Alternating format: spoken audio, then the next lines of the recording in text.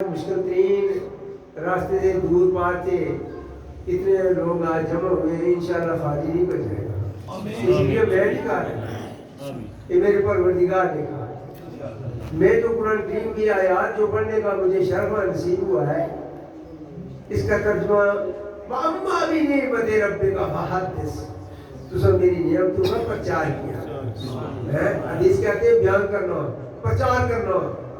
جو میں نے انعام کیا تجھے، سب سے بڑا انعام یہ ہے، وہ نجات کا جسے سرٹیفکیٹ مل گیا۔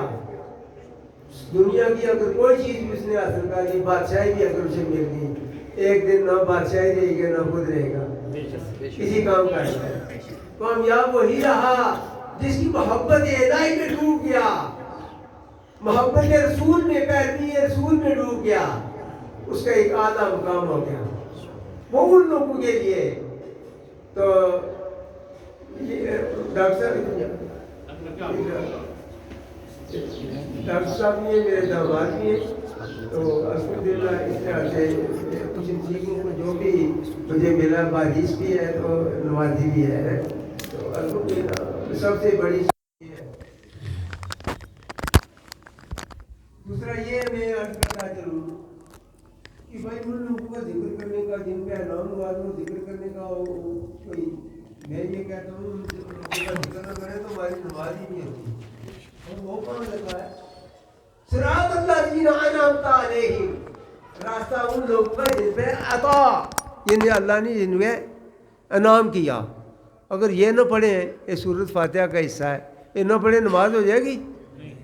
وہ میرے نے کیا، اللہ نے کہا صراط الذین، راستہ ان لوگوں کا، انعمتا، اتنے جمع متکلم وغیرہ کوئی نہیں، صرف وہی دینے والا جو کائنات پوری کا بادشاہ ہے، علیہم، ان کے اوپر جن پہ میں نے انعام کیا۔ تو اس سے کیا پتہ چلا؟ جو انعام یافتہ لوگوں کا انعام کا ذکر نہ کریں تو ہماری بھی نماز نہیں ہوگی۔ ساری نماز کا ترجمہ پڑھ کر دیکھ لیں، یہ کیا لکھا ہے؟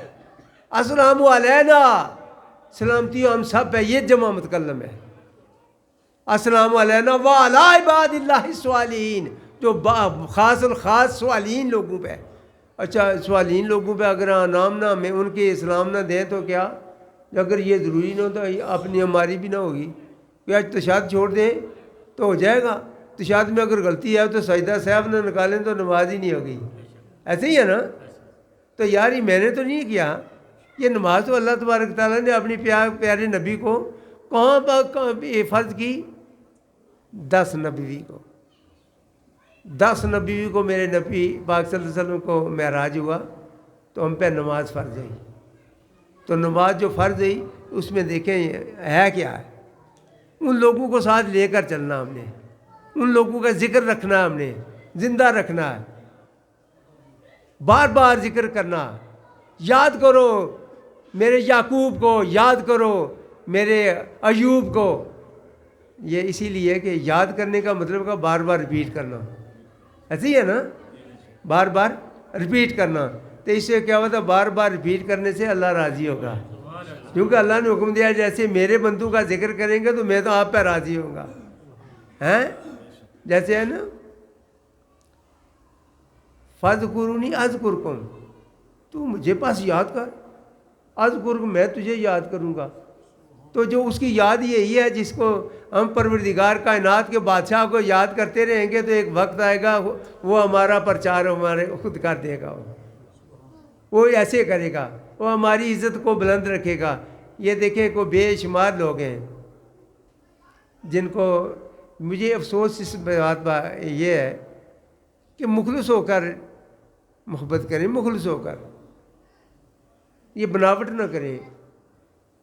یہ ایسے ایسے گیت دردناک سنا کر رونا شروع کر دیتے ہیں، تو یہ تو ویسے ہوا، یہ ویسے ہوا، مگر ان کو حقیقت شناسی سے پوچھا جائے تو کوئی پتہ نہیں۔ میں ایک عرض کرتا چلوں، حضرت زین العابدین یہ بیٹے حضرت امام حسین کے،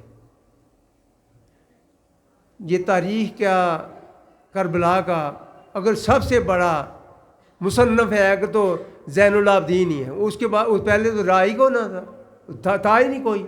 سارے کے سارے شہید ہو گئے تھے. اگر میں یہ پوچھ لوں کہ ان کی امی جی نہ کہنا سی, میرے خیال کوئی نہیں ہوتا. میں یہ چاہتا ہوں حقیقت شناسی سے کام لیں. یہ فرقہ واریت کی لعنت, ہمیں اس وقت کیا کرنا ہے؟ قوم کو محدود کرنا ہے, اسلام کو زندہ کرنا ہے. ہمیں اسلام کی خاطر فرقہ واریت کی لعنت سے ہمیں نجات حاصل کرنی ہے. ان کا نام شیر بانو تھا. یہ دیکھیں, یہ پتہ حقیقت چلے. شیر بانو کس خاندان سے تھی؟ راجہ خاندان, راجواڑی تھی. گکھڑ راجپوت تھے وہ. نوشروان کی پوتی تھی. یار دیکھیں, اس سے کیا پتہ چلا؟ نسبت سے بات نہیں ہے, حقیقت سے بات ہے. رشتہ داری سے ہو اگر تو ابو جہل تو تایا تھا. ویسے تو چاچا کہتے ہیں نا, تایا چاچا نہ تھا, تایا تھا. ابو لہب اور اتبا وہ تائے تھے, مگر کچھ ملا تو بازی تو لے گیا نا حضرت بلال حبشی ہے. بازی لے گیا حضرت بلال حبشی. اس سے کیا پتہ لگا؟ تابع رسول ہونا ضروری ہے. اندر سے جی گر جائیں یار, اندر سے بات بنے گی. جب اللہ تبارک تعالیٰ کسی پہ انعام کرتا ہے تو وہ انعام میں ہے کیا بھائی؟ انعام جب سے کرتا ہے تو وہ کیا کرتا ہے؟ اپنی نعمتوں کا اسے مشاہدہ کراتا ہے. سب سے بڑا انعام, یہ بھی بڑا انعام ہے ماہ رمضان ملنا. ہماری گناہوں کی نجات کا سبب بخشا ہے اللہ نے. بیماری بھی آتی ہے تو راضی رہنے, یہ راضی ہو جائیں اللہ پہ. یہ بیماری آئی تو ہماری گناہوں کی معافی کا ایک ذریعہ اللہ نے دیا ہے. راضی ہو جائیں, ناراض نہ ہو اللہ پہ, راضی ہو جائیں. تو یہ ایسے ہوں گا تو ہم بھی, وہ بھی راضی ہو جائے گا. جب ہم راضی ہو جائیں گے نا, راضی ہم نہیں ہو رہے, ہم کیا چاہتے ہیں؟ ہماری مرضی پہ اللہ چلے. ہم اللہ کا حکم نہ مانیں, نہ نماز پڑھیں تو نہ روزہ رکھیں. سارا دن مجھے مسجد میں داخل ہوئے تو جن چمڑ جاتا ہے. جیسے عام پنجابی میں گئے جن چمڑیا, کیا؟ گھٹنے درد, کمر درد, نیچے نہیں ہونے ہوتا, یہ نہیں ہوتا. یار مانگ لو اللہ سے, اللہ سے مانگ لو. اللہ میا کا نام دو, مانگ لو نا. اللہ میں عبادت دے دے, مانگ لے, دے دے گا. تو دے, اگر مانگنا کس سے ہے؟ عبادت بھی مانگی جائے گی, اپنے طور پہ نہیں ہوگا. تو مانگ لے, یا اللہ میں تیرے بارگاہ میں جھکنا چاہتا ہوں, میں تیرا بندہ بننا چاہتا ہوں. میں اپنی یہ بات دوں, ساری زندگی میں جو چاہا, مجھے ایک ہی دعا پسند آئی, اسی میں ڈوب گیا. زندگی میں نے اسی پہ وقف رکھی. اللہ مجھے عبادت گزار بنا دے, اللہ مجھے پرہیزگار بنا دے.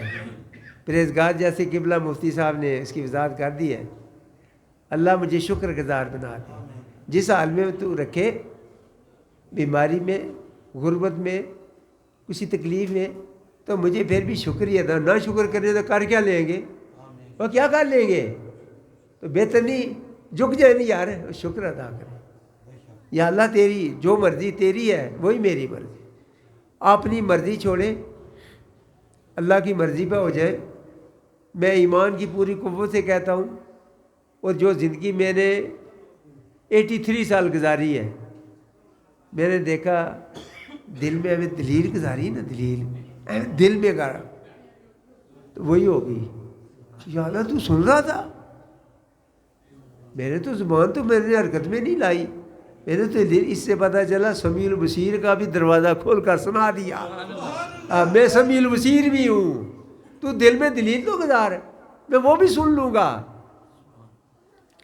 وجہ یہ ہے کہ باہر اصل کنگے نے کس گئے, باہر سوارتے سوارتے, چوگے سلاتے سلاتے, مگر غریب کا احساس نہ ہوا.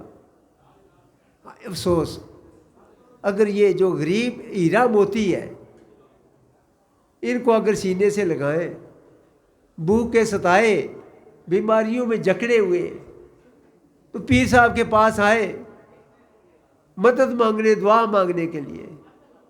تو پیر صاحب نے آگے اتنا سا ایک کیا ڈیٹ شیٹ دے دی. اچھا جی کیا 5,000 روپیہ کتاب کا موخ، یعنی قیمت نہیں کہنی، اجرت نہیں کہنی، موخ یعنی پاکیزہ چیز کا ہے. وہ قرآن کریم سے بڑھ کر کون سی کتاب ہے یار؟ اور کیا دوسری رار پار کی کتابیں دکھا کر لوگوں کو تو یار نبی پاک صلی اللہ علیہ وسلم کی امت کو بیوقوف بنا رہے ہیں یار. پھر اچھا اس نے انتظار کر لی، چلو دیتے. ہمارے بچے رات کو بل بلاتے بھوک کے ستائے سو گئے. میں یہی کرتا رہوں گا جو بار بار یہ کرتے، میں کرتا رہوں گا جب تک میں زندگی کے آخری سانس تک کرتا رہوں گا. حقیقت یہی ہے، جو صحیح بات ہے وہ یہی ہے. اچھا جی اس میں کتاب میں تو لکھا ہے کہ کالا بکرا صدقہ دے. ایک اور ڈنڈا سر پہ آ گیا. میں تو بچوں کے لیے ایک 17 روپے کی گتھی آٹے کی چاہیے تھی، وہ اب بکرا بھی دینا پڑ گیا. اچھا بکرا وہ بیچاری ڈر کی ماری ستائی ہوئی، رات کو خامد جو ہے ہر روز مارتا ہے کھانے کے لیے جو کچھ نہیں، تو اسے غصہ تو بیوی پہ ہی آتا ہے. تو ستاتا تھا حضور میرے لیے کہ دعا کرے، ہمارا خامد تھا میرے پر شفقت کرے.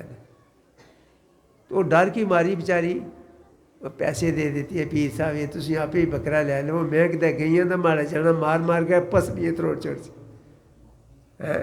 ویسے میں کسی کو نشانہ نہیں بنا رہا، ویسے میں مجموعی لحاظ معاشرے میں سروے کر کے دیکھ لیں، معاشرے میں سروے کر کے دیکھ لیں، یہی چل رہا ہے. اس سے کئی یہی چل رہا ہے. محمد رسول اللہ اپنے ازواج مطہرات میں صدقہ جاؤں نمائوں کے، ان کے ساتھ ہاتھ بٹاتے کام میں، محنت کرتی، چکی پیستی. ہماری مائیں گندم کی کھیت سے سٹے چن کر اپنے بچوں کے لیے روزی جمع کرتی. جیسے چڑیا ایک اپنے گھونسلے میں بچوں کو کھانا کھلانے کے لیے، وہ عظیم مائیں اور دنیا سے چلی گئی. آج جو اس وقت کا عورت کا حال ہے، ان کو یہ نہیں پتا کہ ہمیں عزت ملی کہاں سے ہے.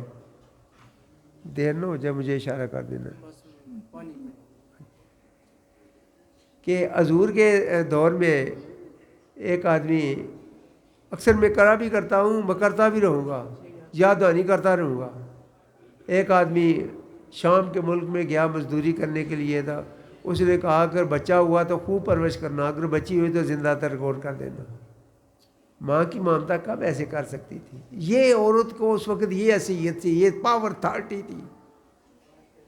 اگر حضور کی شان نے، نور نبوت نے تجھے شان بخشی ہے تو تجھے آج یہ نظر آ رہا ہے، یہ کر رہی ہو، ننگے بال بازاروں میں گھوم رہی ہو، اپنی نشو و نما جو خامد کے لیے وہ لوگوں کو دکھا رہی ہو. وہ واپس لوٹا 5 سال کے بعد، اور دروازہ کھٹکھٹایا، اسی بچی نے دروازہ کھولا. تو اس نے دیکھا یہ بچی بڑی خوبصورت ہے، چونکہ ظاہر ہے اس کی فرزند تھی. تو اس نے کہا بچی کون ہے؟ تو ماں نے پڑھا رکھا تھا کہ کہنا مجھے پڑوسن کی ہوں. اس نے کہا بچی کون ہے؟ یہ پڑوسن کی بچی ہے. 2-4 دن اس سے کھیلتا رہا.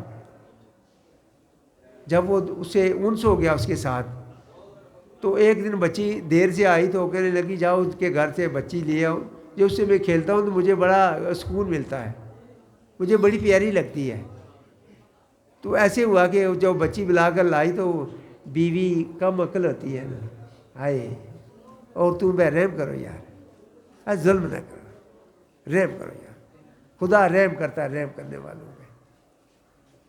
اس نے بلایا تو نے کہا کہ یہ آپ ہی کی بچی ہے، وہ آپ اس سے محبت کرتا ہے تو مارے گا نہیں. اس نے کہا اسی وقت تیار کرو، کیونکہ یہ گاؤں والے مکے والے لوگ کہیں گے میں اس زندہ درگور قبرستان میں گیا ہوں. لوگ اپنے اور چیزوں کو تلاش کرتے رہے، میں ان کی آوازیں سننے گیا. تو آپ نے کیا جرم کیا تھا کہ آپ کو زندہ درگور کر دیا گیا ہے؟ میں ان کی چیخ پکار سننے گیا تھا. تو پوچھا ابھی تیار کرو. اس نے کہا تھوڑی سی مہلت دے کر میں اسے نئے کپڑے پہنا لوں, اس کی کنگھی کر لوں. تو نئے کپڑے پہنے, بچی بڑی خوش ہوئی کہ میں بڑی خوبصورت لگ رہی ہوں, میرے ماں نے میرے بچے خوبصورت دیے ہیں. تو اس کے بعد کنگھی بھی کر رہی ہے تو رو بھی رہی ہے. ماں بوسے دے رہی ہے, بچی بوسے دے رہی ہے. مما کیوں رو رہی ہو؟ مما کیا بتاتی؟ نہیں آپ اس لیے خوبصورت لگ رہی ہے اس لیے رو رہی ہوں. خامد کی ڈر کی ماری بتا نہیں رہی تھی کہ بیکار کر رہا میرا خامد. انگلی لگایا تو لے گئے. تو راستے میں بار بار بچی اصرار کرتی رہی کہ پیاس لگی ابو جی. ابو نے کیا آگے بازار آ رہا ہے, آگے آ جاؤ سارے.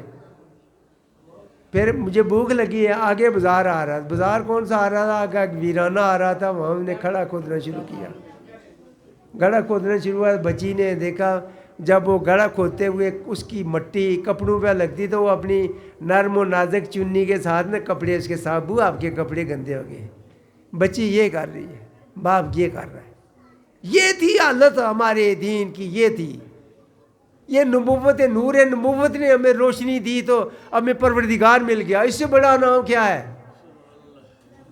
تو ایسے بچی چیختی چلاتی رہی. اس نے اٹھایا اور اس گندے میں کھڑے میں پھینک دیا. اوپر سے مٹی دیتی رہی, وہ چلاتی رہی. یہ بات اگر نبی پاک صلی اللہ علیہ وسلم کے گوشوار کی گئی تو آپ اتنی بے بسی سے روتے رہے کہ ان کی داڑھی مبارک تار ہوگی اپنے آنسوؤں سے. یہ حالت تھی عورت کی. عورت کو آج ان کا شکریہ ادا کرنا چاہیے. سنت رسول میں مر جائیں یار, ڈوب جائیں یار, انہی پہ درود پڑھتے جائیں. بچوں کو بھی درود سکھائیں. یہ پہلا مدرسہ ماں ہے.